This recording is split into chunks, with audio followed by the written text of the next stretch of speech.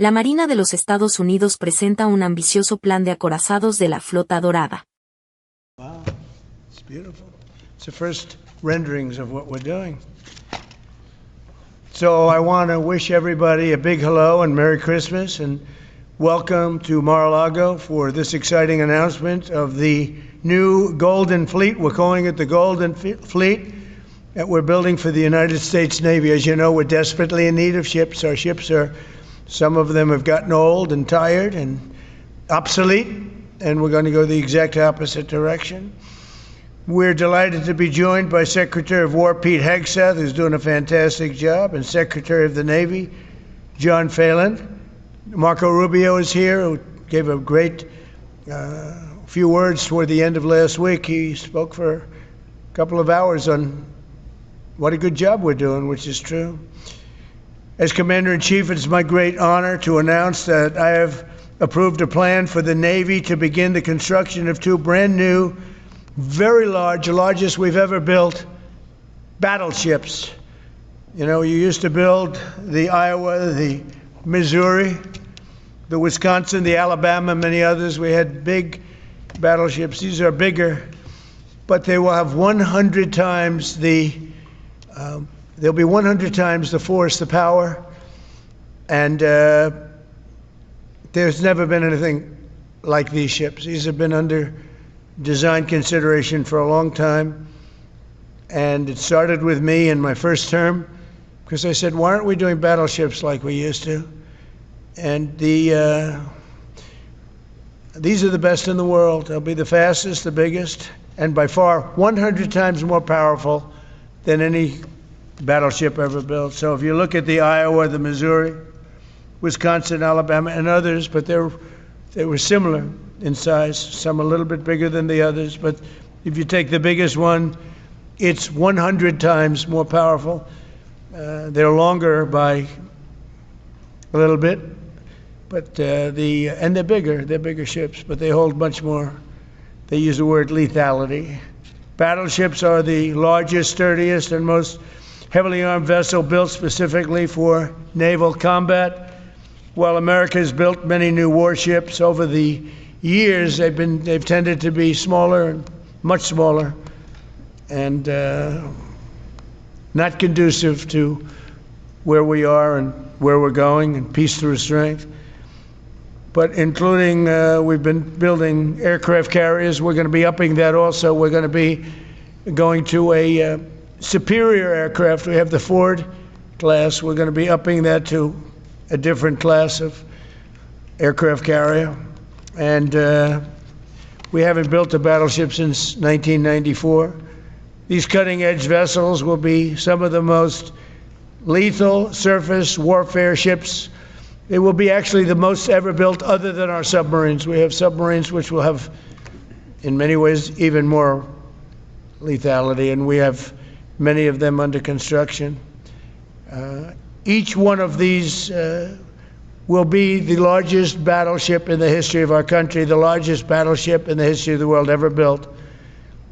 And again, it's 100 times more powerful than the previous Iowa class, it's called. Those are the big ones that you'd see on a show. Victory at Sea. I don't know if anyone's seen Victory at Sea, but it was a classic.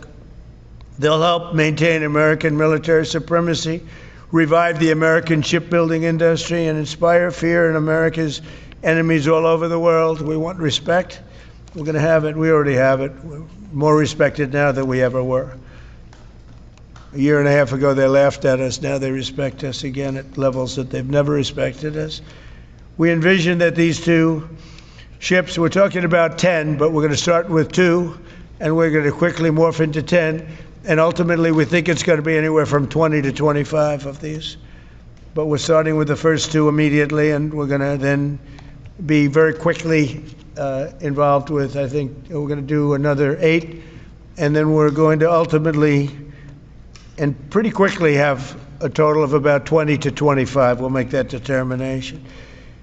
We envision that these ships will be the first of a whole new class of battleships to be produced in the years to come. From Theodore Roosevelt, the Great White Fleet, you remember that, the Great White Fleet, to the legendary USS Missouri, whose massive guns helped win World War II. America's battleships have always been unmistakable symbols of national power. We stopped making them for whatever reason, I don't know.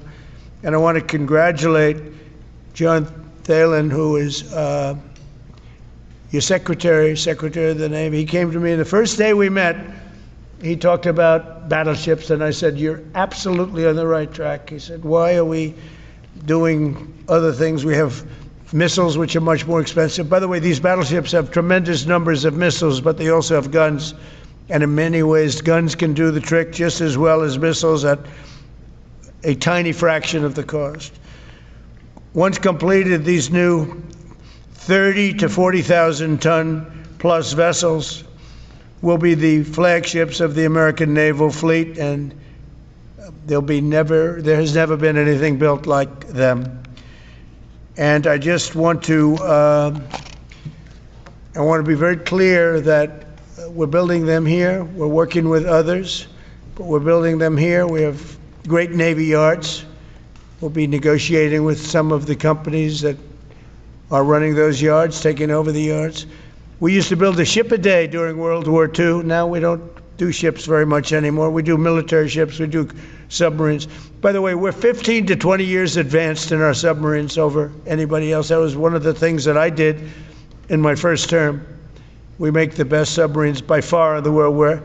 We're at least 15 years advanced ahead of anybody else in submarine development. Most powerful, that's right, the most powerful weapon anywhere in the world, undetectable. So the battleships are going to be armed just in terms of guns and missiles at the highest level. They'll also have hypersonic weapons, many hypersonic weapons, state-of-the-art electric rail guns, and even the high-powered lasers that you've been starting to read about. We have lasers where you aim the laser at a target, it just wipes it out. We're going to have, there'll be the most sophisticated lasers in the world, and the most sophisticated laser in the world will be on the battleships that we're building. They'll also carry the nuclear arms, sea-launched cruise missiles currently under development, which will be instituted pretty quickly, but they're under development and they've proven to be extremely lethal. The U.S. Navy will lead the design of these ships along with me, because I'm a very aesthetic person, alongside our partners in American industry, and we're going to have Pete Hegseth and Marco and a lot of very talented people involved, but a lot of it's already been done. We've been doing this for months. The construction will create thousands of American jobs. We're going to have the jobs be created. I mean, already we have factories being built unrelated to this, although AI will be a big factor when it comes to these ships. They'll be very AI controlled. Today's announcement is yet another step in our mission to make the United States Navy stronger than ever before. Again, when you talk about 100 times the power of these massive ships that we had years ago, it's pretty amazing. And next week I'm going to meet with the defense prime contractors. I'm going to meet with them here, Florida. And we're going to be talking about production schedules because they're too slow. We have many countries, allies, that are wanting to buy. We make the greatest equipment in the world by far. Nobody's even close, but they don't produce them fast enough. So we're going to be meeting with them to talk about the production schedules. We're going to have strong production schedules. And the only way they're going to be able to do that is to build new plants. Even with the F-35, we have many people want the F-35 fighter jet, and it takes too long to deliver them to allies or to ourselves. It takes too long. The only way they're going to be able to deliver them is if they build new plants. They don't want to build new plants because that's expensive. So we're going to be discussing production schedules. We're going to be discussing CapEx spending. We'll be discussing the pay to executives where they're making $45 and $50 million a year and not being able to build quickly. They're going to make that kind of money. They have to build quickly. Again, we make the best equipment in the world, but they don't make them fast enough. And we're going to be also discussing dividends. We want the dividends to go into the creation of production facilities. So we'll be talking about all CapEx, dividends, and the pay.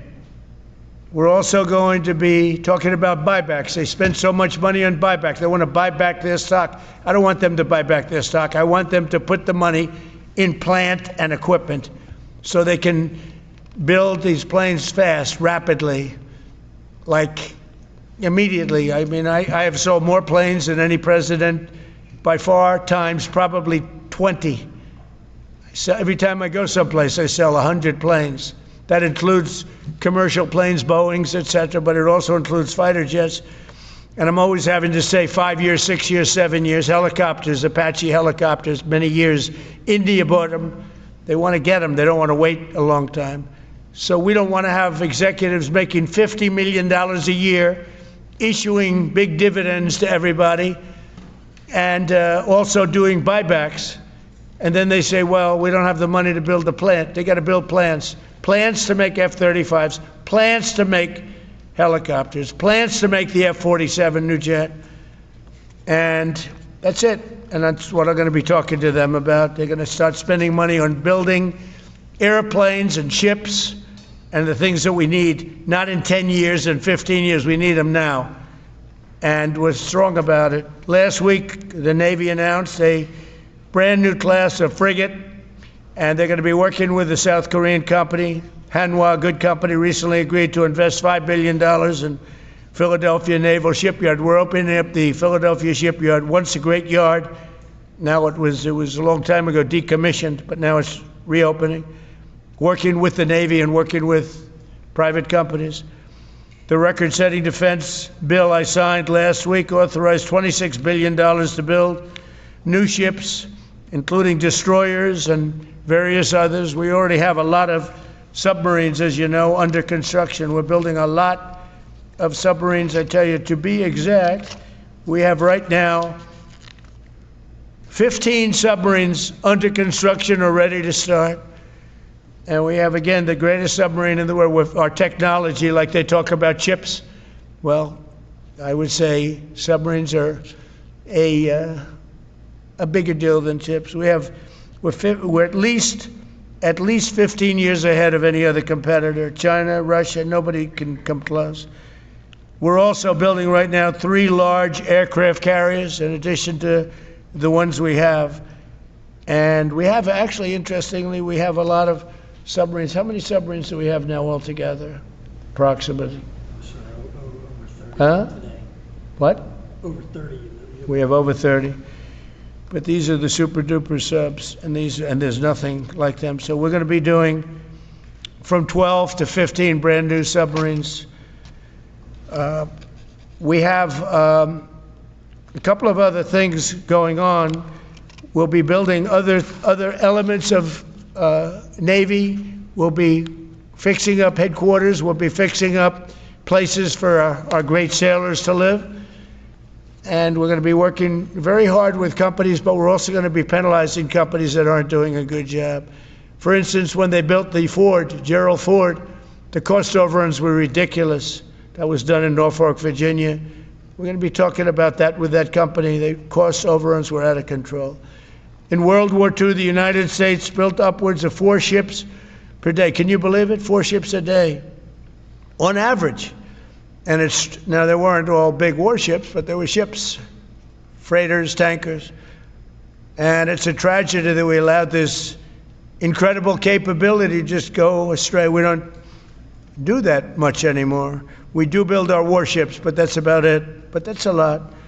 We're going to restore America as a major shipbuilding power. We're going to ensure the USA is the most powerful fleet anywhere in the world.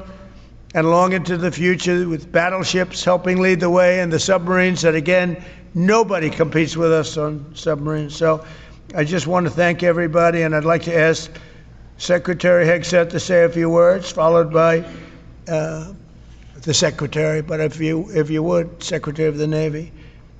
Este sitio puede ayudarte a mejorar tu comprensión de lectura y escucha en inglés.